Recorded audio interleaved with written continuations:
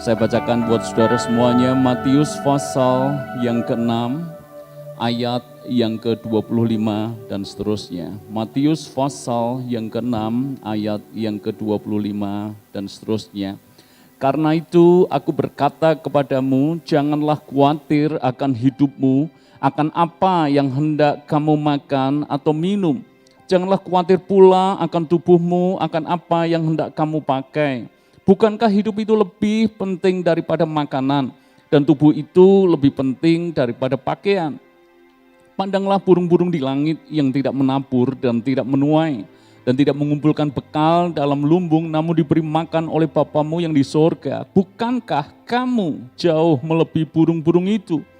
Siapakah di antara kamu yang karena kekhawatirannya dapat menambahkan sehasta saja pada jalan hidupnya? Dan mengapa kamu khawatir akan pakaian? Perhatikanlah bunga bakung di ladang yang tumbuh tanpa bekerja dan tanpa memintal. Namun aku berkata kepadamu, Salomo dalam segala kemegahannya pun tidak berpakaian seindah salah satu dari bunga itu. Jadi jika demikian Allah mendandani rumput di ladang yang hari ini ada dan besok dibuang ke dalam api. Tidakkah Ia akan terlebih lagi mendandani kamu, hai orang yang kurang percaya? Sebab itu janganlah kamu khawatir dan berkata, apakah yang akan kami makan? Apakah yang akan kami minum? Apakah yang akan kami pakai? Semua itu dicari bangsa-bangsa yang tidak mengenal Allah. Akan tetapi Bapamu yang di sorga tahu bahwa kamu memerlukan semuanya itu. Tetapi carilah dahulu kerajaan Allah dan kebenarannya, maka semuanya itu akan ditambahkan kepadamu. Sebab itu janganlah kamu khawatir akan hari besok, karena hari besok mempunyai kesusahannya sendiri. Kesusahan sehari cukuplah untuk sehari. Mari kita berdoa. Berbicaralah Engkau melalui ayat-ayat yang sudah kami baca. Dan biarlah tumbuh iman di dalam hati kami semuanya, muncul pengharapan di dalam hati kami, tidak ada lagi ketakutan, kecemasan dan kekhawatiran, sebab sesungguhnya Engkau tidak pernah memberikan roh ketakutan kepada kami, sebaliknya Engkau memberikan roh keberanian kepada kami, roh yang kuat, perkasa di dalam Engkau. Berbicaralah Engkau melalui hamba-Mu, semua yang mendengar firman Tuhan, biar digugah imannya, digugah kembali pengharapannya di dalam Engkau. Di dalam nama Yesus kami berdoa. Amin. Amin. Ibu, bapak, saudara semuanya, saya ingin mengajukan sebuah pertanyaan sederhana kepada Anda, dan buat Anda yang ada di rumah, Anda jawab pertanyaan sederhana ini baik-baik. Pertanyaannya seperti ini, maukah Anda membayar bunga dari uang yang tidak pernah Anda pinjam? Sekali lagi, apakah Anda bersedia membayar bunga dari uang yang tidak pernah Anda pinjam? Kita tahu saudara, orang bayar bunga kalau dia pinjam sesuatu, dia punya sejumlah hutang, maka sungguh layak, cukup beralasan kalau dia harus bayar bunga dari uang yang dia pinjam itu. Sungguh gila kalau kita tidak pinjam uangnya, tetapi kita harus bayar bunganya. Saya rasa semuanya setuju akan pendapat ini. Anda dan saya terang-terangan tidak akan pernah bersedia bayar bunga untuk uang yang tidak pernah kita pinjam. Tetapi tahukah Anda bahwa sesungguhnya kita kerap melakukan itu? Kita kerap bayar bunga dari uang yang tidak pernah kita pinjam. Dalam hal apa? Dalam hal kekhawatiran. Kekhawatiran, rasa takut adalah bunga yang kita bayar untuk sesuatu yang tidak pernah kita pinjam. Sesuatu yang tidak pernah terjadi, tetapi kita menjadi takut, kita menjadi cemas. Itu adalah bunga yang harus dibayar. Sungguh rugi orang-orang yang dihinggapi dengan kekhawatiran dan ketakutan. Hampir kebanyakan dari antara kita punya pengalaman seperti itu. Kita bayar bunga berupa ketakutan, kekhawatiran untuk sesuatu yang sebenarnya tidak pernah terjadi. Saya pun punya pengalaman yang seperti itu juga. Beberapa tahun yang lalu, Ibu Bapak Saudara semuanya, kami mendapat surat panggilan dari kantor pajak.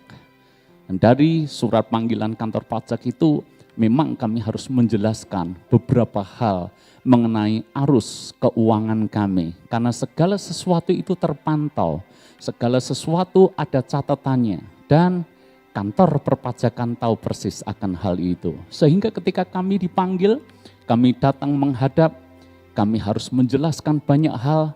Berikutnya kami harus lampirkan banyak bukti untuk menunjukkan bahwa kami tidak melanggar pajak.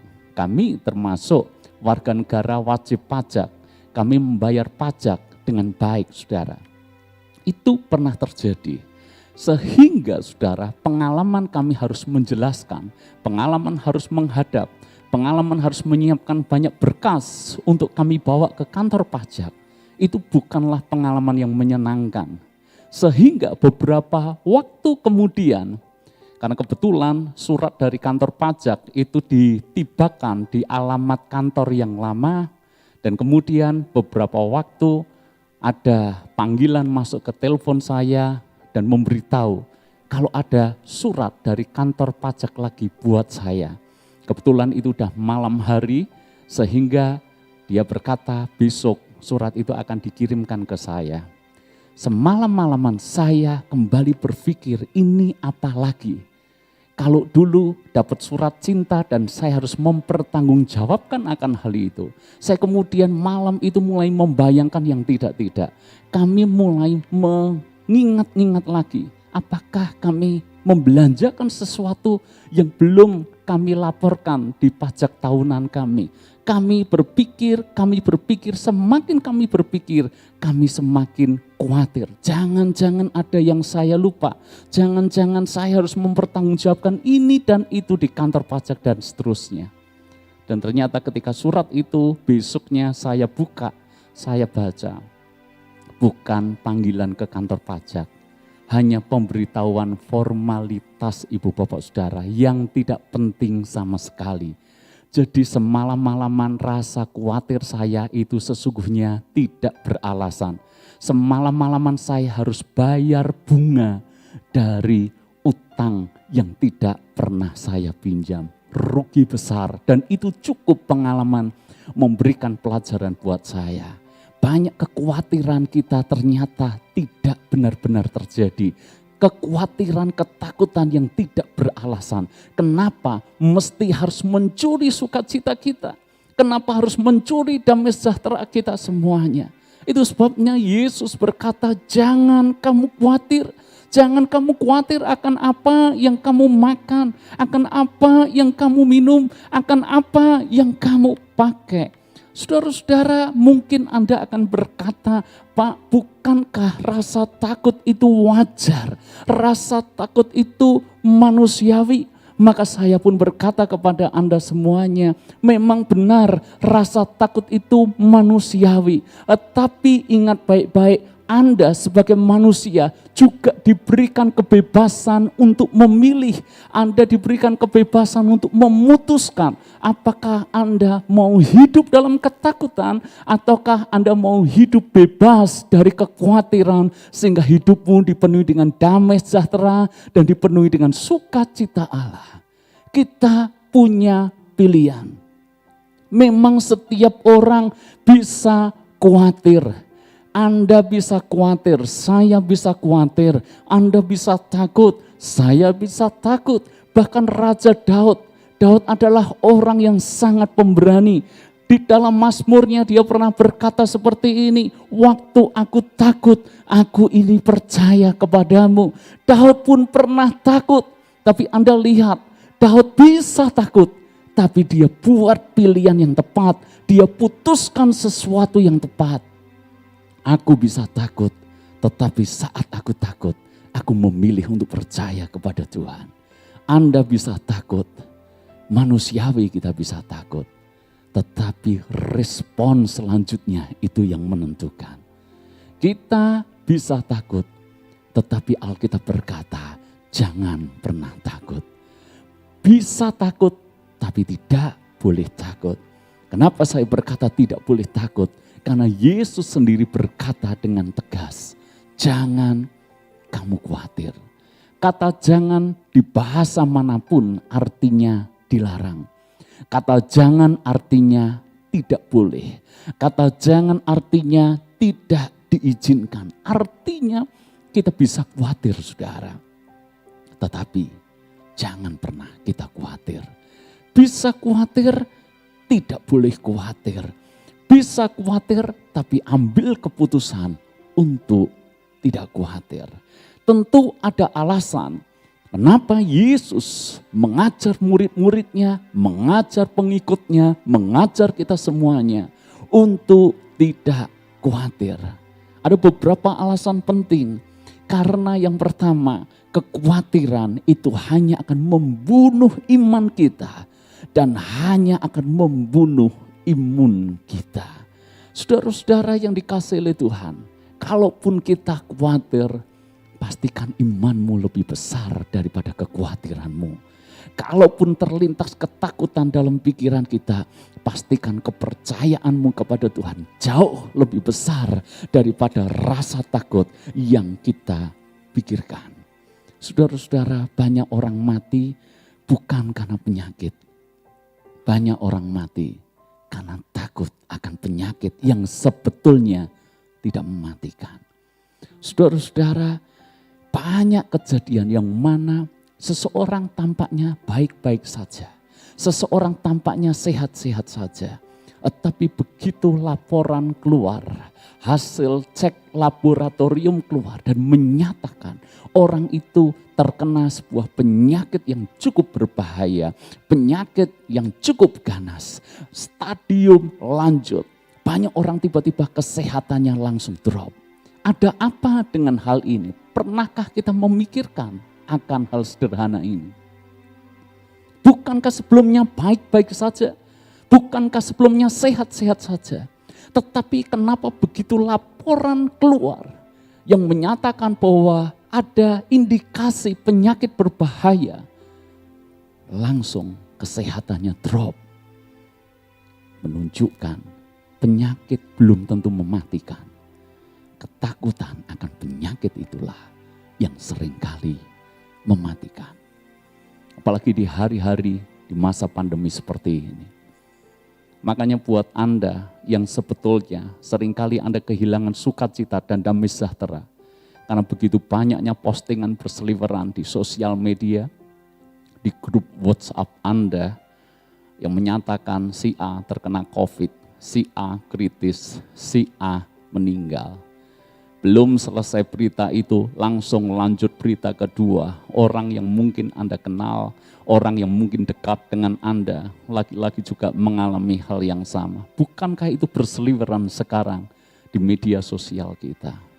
Makanya saran saya buat Anda, kalau Anda sebetulnya seringkali kehilangan sukacita, kehilangan damai sejahtera, ketika Anda membuka grup dan begitu banyak postingan tentang COVID, saran saya jangan sering-sering buka handphone Anda. Kalau Anda gampang kehilangan sukacita dan damai sejahtera.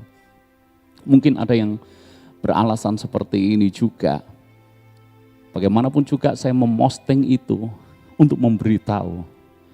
Kalau saya pribadi saudara, janganlah kita menjadi penerus berita yang hanya menghilangkan sukacita dan damai sejahtera. Karena saudara, satu postingan itu biasanya di-copy berantai.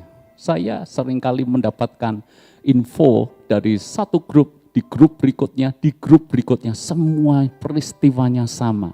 Orang yang dibicarakan sama, kasusnya sama, dan akhirnya juga meninggal, katakanlah demikian. Tapi berapa banyak orang yang dia imannya sedang lemah, imannya sedang drop misalnya, dan dia lihat postingan itu, dan kemudian dia sedikit batuk saja. Masa tidak boleh batuk? Bukankah dari sejak kecil kita juga pernah batuk? Tapi begitu sedikit batuk, kita tiba-tiba merasa terganggu. Jangan-jangan ini COVID. Kemudian kita mulai ambil nafas dan dirasa-rasakan. Iya, tidak seperti biasa nafasku. Lalu kemudian kita merasa jangan-jangan aku kena COVID. Imun Anda sebetulnya di tahap yang sangat sehat. Tapi ketika kita memikirkan yang tidak-tidak, kita takut, kita cemas. Itu justru membuat imun kita menjadi lemah. Dan itu pintu gerbang untuk paparan virus yang sebenarnya itu masuk ke dalam tubuh kita. Makanya hati-hati dengan ketakutan. Bijak-bijaklah Anda memposting sesuatu. Kalau berita negatifnya terlalu banyak, ayo saudara, kabarkan berita baik. Postinglah hal-hal yang baik. Amin.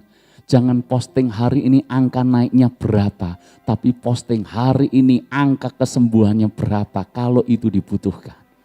Tapi saya rasa yang paling penting adalah jangan pernah takut.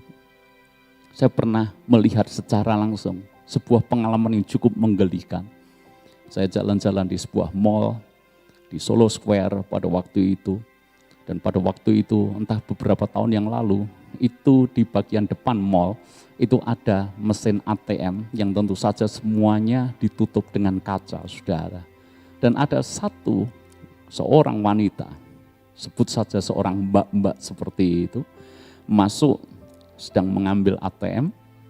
Tentu saja di ruangan yang sangat sempit itu AC-nya sangat dingin. AC-nya terlihat embunnya segala macam. Dan ketika dia mengambil uang, mungkin selesai bayangan saya seperti itu, kemudian dia hendak keluar. Masalahnya adalah pintunya macet sehingga tidak bisa dibuka. Saya agak geli ketika melihat respon dari orang yang berada di ATM itu. Begitu dia sadar pintunya tidak bisa terbuka, apa yang terjadi? Panik, teriak-teriak, nangis tidak karu-karuan, kacanya digebrok-gebrok tidak karuan. Sehingga semua orang mendatangi itu mesin ATM. Tapi mereka pun juga tidak bisa buat apa-apa. Satpamnya juga ada di situ. Tapi yang saya amati ini wanita yang ada di mesin ATM itu takutnya luar biasa, paniknya luar biasa. Seolah-olah sebentar lagi dia akan mati kedinginan di situ. Sebetulnya kalau mau realistis, dia mau 1 jam, mau 2 jam, mau setengah hari di situ. Saya garansi dia tidak akan mati. Tapi takutnya seolah-olah dia mati. Menurut saya itu pengalaman yang konyol yang pernah saya lihat. Kenapa orang takutnya sangat tidak beralasan seperti itu. Banyak orang juga punya pengalaman yang sama. Hati-hati dengan ketakutan kita. Kalau ada peringatan pemerintah, rokok membunuhmu. Maka saya berkata, ketakutan itu lebih membunuh daripada rokok. Bukan saya menyetujui atau pro dengan para perokok. Tapi saya ingin mengatakan betapa bahayanya kekhawatiran, ketakutan yang efeknya jauh lebih besar daripada rokok. Ketakutan bisa membunuh kita, membunuh iman kita, membunuh pengharapan kita, membunuh kesehatan kita, membunuh potensi yang Tuhan percayakan dalam hidup kita. Kalau kita takut. Karena itu dalam situasi apapun, jangan pernah takut. Amin. Kenapa Yesus berkata, jangan kamu khawatir. Karena Yesus berkata seperti ini, masa ada orang kalau khawatir, jalan hidupnya bertambah 1 hasta. Yesus berkata, kekhawatiran tidak bisa menambah sehasta saja pada jalan hidupnya. Artinya adalah, kekhawatiran tidak akan pernah menyelesaikan masalah kita. Kekhawatiran justru akan memperburuk keadaan kita. Tapi bagaimanapun juga, orang rupanya lebih suka dan lebih gampang untuk khawatir. Sepertinya orang kalau khawatir dianggap dia orang yang serius memperhatikan kehidupan. Kalau orang yang cenderung easy going, orang yang cenderung cuek, maka dia dianggap seolah-olah dia tidak peduli dengan kehidupan. Makanya saya ingin mengingatkan kepada Anda semuanya, bijak-bijaklah memilah. Tidak selalu orang yang memperhatikan keadaan berlebihan dan menjadi khawatir.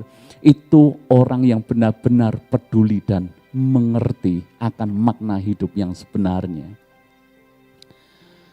Seorang yang sangat kaya, dia ditanya oleh seseorang juga, karena dia merasa bahwa orang kaya ini hidupnya selalu dipenuhi dengan was-was, hidupnya selalu dipenuhi dengan kekhawatiran. Dan dia khawatir terus-menerus dengan masalah kekayaan. Dia mengkhawatirkan uang, padahal dia punya banyak uang. Orang ini tanya kepada orang kaya itu, kenapa engkau yang sangat-sangat kaya, kekayaanmu itu cukup untuk dibuat lebih daripada 7 turunanmu. 7 turunanmu terjamin karena engkau begitu kaya. Kenapa engkau masih takut dan mengkhawatirkan soal kekayaanmu? 7 turunan, saudara. Kita sepertinya 1 turunan saja hebat. Bisa kasih warisan 2 turunan lebih hebat. Ini 7 turunan, tapi tetap khawatir akan kekayaannya. Maka ketika ditanya, engkau sudah punya uang cukup untuk menjamin 7 turunan, kenapa engkau masih khawatir akan uang? Dan orang kaya ini menjawab apa? Saya tetap khawatir soal uang, sebab saya berpikir bagaimana nanti dengan keturunanku yang ke-8. Anda bisa menangkap anekdot ini.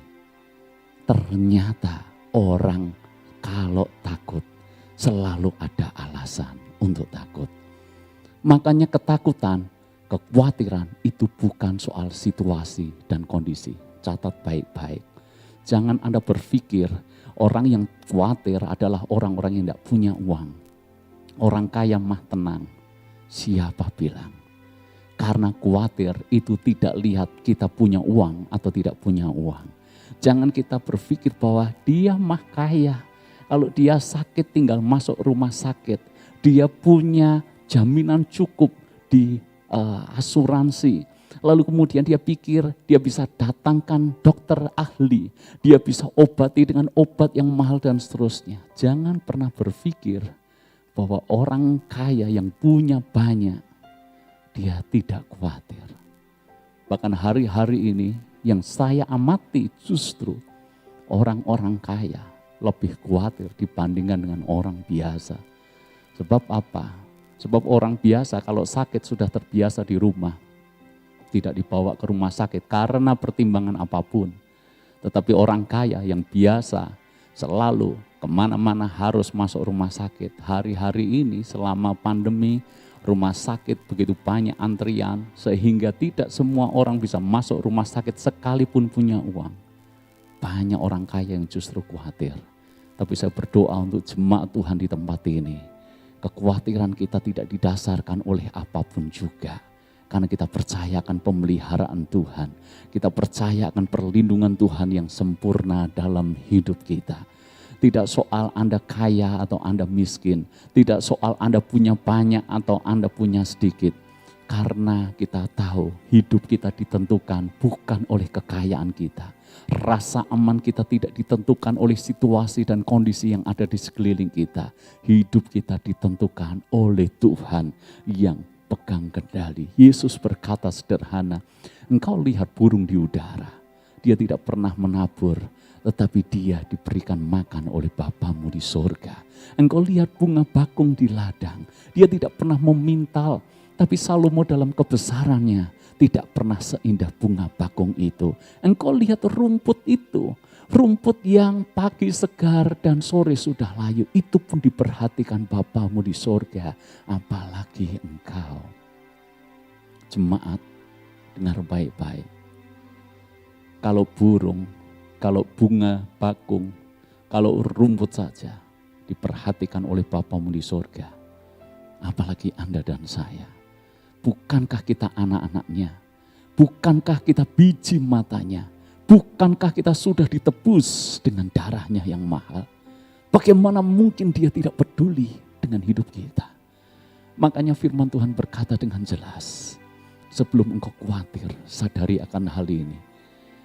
Bangsa-bangsa, dia memikirkan semuanya itu. Mereka memikirkan apa yang hendak mereka makan, apa yang hendak mereka minum, dan apa yang hendak mereka pakai. Tetapi Bapamu di surga tahu engkau memerlukan semuanya itu.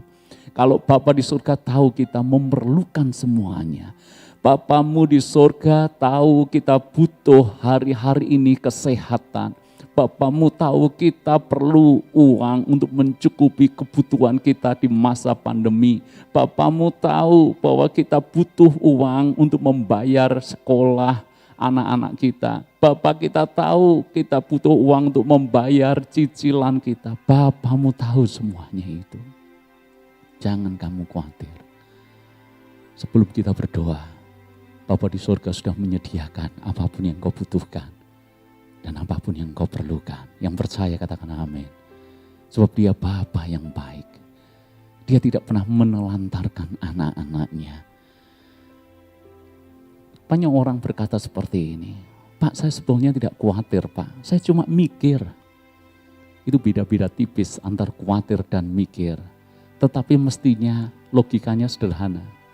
Semakin Anda mikir, atau kalau Anda mau berpikir logis, harusnya Anda tidak khawatir. Karena kebanyakan kekhawatiran itu berdasarkan di sebuah pemikiran yang tidak logis. Saya berikan contoh sederhana. Banyak orang takut kalau naik pesawat terbang. Saya berharap tidak satupun di antara jemaat ada yang takut kalau naik pesawat terbang. Naik motor tidak takut, naik becak tidak takut, naik mobil dengan kecepatan tinggi tidak takut, naik pesawat takutnya luar biasa. Naik mobil tidak pernah berdoa, tapi begitu pesawat mau take off, mau landing, berdoanya kencang luar biasa, pakai bahasa roh lagi. Kenapa takut? Tahukah Anda, kalau Anda orang yang cukup logis, kalau Anda berpikir cukup kritis, alat transportasi paling aman sedunia itu pesawat dan bukan mobil. Saya kemarin coba lihat sebetulnya tingkat keamanannya berapa sih. Dari 100.000 penerbangan, ini data dirilis oleh Badan Transportasi Nasional. Mengumpulkan semua data dari 100.000 penerbangan, berapa persen tingkat kegagalan, tingkat kecelakaan, tingkat malfungsi di pesawat itu. Anda tahu, hanya 0,158%. 0,158%. 1% masih dibagi hampir 10. Anda bisa bayangkan, artinya sangat-sangat kecil, sangat-sangat aman. Saya kadang-kala geli, karena saya punya teman, itu kalau naik pesawat dia tidak mau karena takut. Dia milih naik bis udara. Anda tahu, bis itu luar biasa tinggi tingkat kecelakaannya. Apalagi bis yang Anda tahu sumber apa itu saudara. Ngeri sekali, sering kali terjadi. Naik mobil sering kali terjadi peristiwa kecelakaan. Itu lebih aman pesawat. Tapi kenapa orang mikir mobil lebih aman? Karena masalahnya udah terlalu sering nabrak, kecelakaan bis, kecelakaan lalu lintas, di tol segala macam. Makanya itu bukan berita yang layak konsumsi, itu berita biasa. Tapi kalau pesawat tergelincir saja dan aman, tidak ada korban, itu sudah diekspos besar-besaran. Maksud saya adalah kalau kita berpikir logis, justru harusnya tidak khawatir. Karena seringkali kekhawatiran kita bukan berdasarkan hal yang logis. Saya sama sekali tidak mengecilkan bahaya daripada COVID ini. Tapi saya ingin membesarkan hati Anda semuanya. Jangan takut berlebihan karena virus ini. Jangan anggap enteng, hati-hati, bijak. Pakai masker, kenakan protokol kesehatan dengan ketat. Kalau tidak penting, jangan Anda keluar, apalagi di tengah kerumunan. Tapi juga kita harus berpikir secara kritis dan benar. Dari data yang dirilis, jawab pertanyaan ini, banyak sembuhnya atau banyak meninggalnya? Atau banyak yang terpapar atau banyak yang tidak terpapar? Anda tahu maksud saya. Apalagi sekarang vaksin di kota kita digencarkan luar biasa. Dari data vaksin kita peroleh seperti ini. 63-65% orang yang sudah divaksin semestinya tidak terkena paparan virus. Sekali lagi harus kenakan protokol kesehatan dengan ketat. Kalau kita udah divaksin, tingkat keamanannya 65%. Bisakah orang yang divaksin terkena paparan virus? Jawabannya adalah bisa. Tetapi data juga merilis orang yang sudah divaksin dan kena virus itu 80% itu isoman, tidak masuk rumah sakit. Artinya gejala penyakitnya itu sedang dan ringan. Yang 20% itu masuk rumah sakit. Dan data yang dirilis adalah dari yang 20% tadi, 90% lebih itu baik-baik saja dan tidak meninggal. Jadi kalau dihitung dari awal sampai akhir, itu sebetulnya sangat kecil. Mungkin di antara 100% itu hanya berapa persen saja. Cuma orang yang ketakutannya berlebihan, dia tidak lihat yang banyak yang tidak terpapar, dia lihat yang terpapar.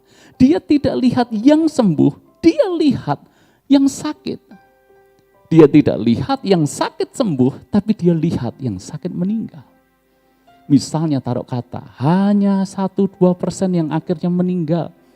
Orang ini berkata, tapi kan masih 1%, masih 2%, masih 5%. Kenapa tidak lihat yang 95%? Anda lihat donat, jangan lihat lubang di tengahnya, tapi lihat kuenya. Banyak orang khawatir karena cara melihat yang keliru. Mari jemaat jangan khawatir. Pertanyaannya seperti ini, ya Pak, saya tahu saya tidak boleh khawatir, tapi bagaimana saya mengatasi masalah saya ini? Sederhana, mari kita baca 1 Petrus 5 ayat yang ke-7 dan saya akan selesai di sini. 1 Petrus pasal yang ke-5 ayat yang ke-7. Serahkanlah segala kekhawatiranmu kepadanya, sebab Ia yang memelihara kamu. Firman Tuhan berkata, kalau engkau khawatir, karena engkau bisa khawatir, serahkan kekhawatiranmu kepada Tuhan. Sebab Dia yang pelihara engkau. Bukankah ini janji yang meneduhkan kita? Bukankah ini janji yang membuat damai sejahtera dan sukacita memenuhi kita semuanya? Di tengah pandemi ini banyak bisnis terdampak. Karyawan juga terdampak. Banyak orang takut bagaimana saya bisa menjalani hidup setelah ini. Sementara kita tidak tahu kapan pandemi ini selesai. Hari ini berita firman Tuhan kiranya menguatkan Anda. Jangan takut. Serahkan kepada Tuhan. Sebab Dia memelihara engkau. Semuanya terdampak. Saya juga berkhotbah sekarang pun saya harus mengatakan juga kepada Anda, bisnis kami terdampak, sangat-sangat terdampak. Sebab bisnis kami sangat tergantung dengan toko yang buka, banyak toko yang tutup saudara.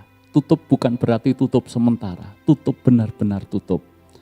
Yang buka kebanyakan jaringan Gramedia ada di mal-mal, dan mal-mal juga pada tutup. Kemarin di masa pandemi, sebelum PPKM ini saja, mal pada sepi saudara, itu berdampak buat kami. Kami menghidupi begitu banyak karyawan juga.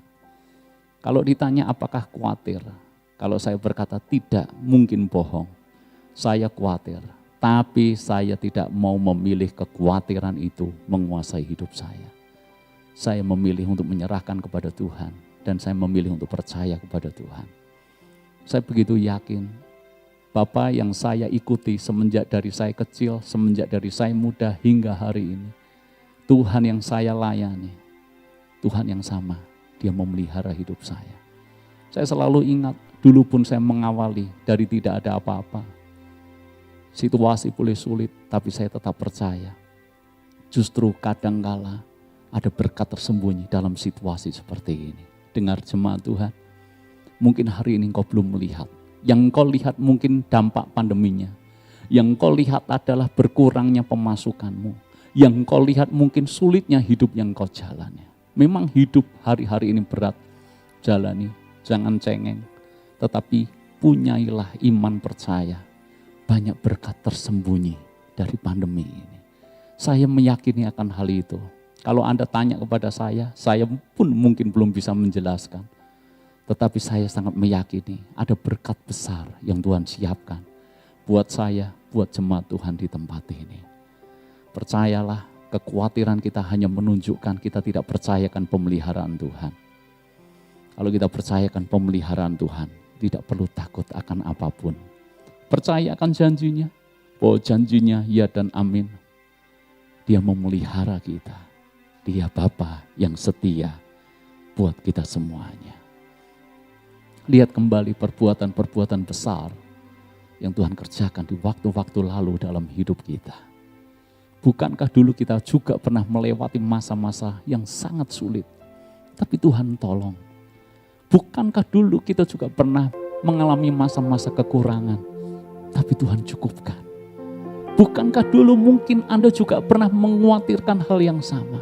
Bagaimana dengan hidupku nanti? Toh nyatanya hari ini Anda juga baik-baik saja. Karena Bapa yang baik memelihara kita. Jangan takut, jangan khawatir. Dia Bapa yang mengerti, Dia Bapa yang peduli. Tak usah kita takut, tak usah kita cemas. Dia Allah El Shaddai. El Shaddai merupakan sebutan Allah. Seperti seorang bapa yang sayang kepada anaknya. Seperti seorang ibu yang begitu peduli dengan buah hatinya. Terima kasih Tuhan.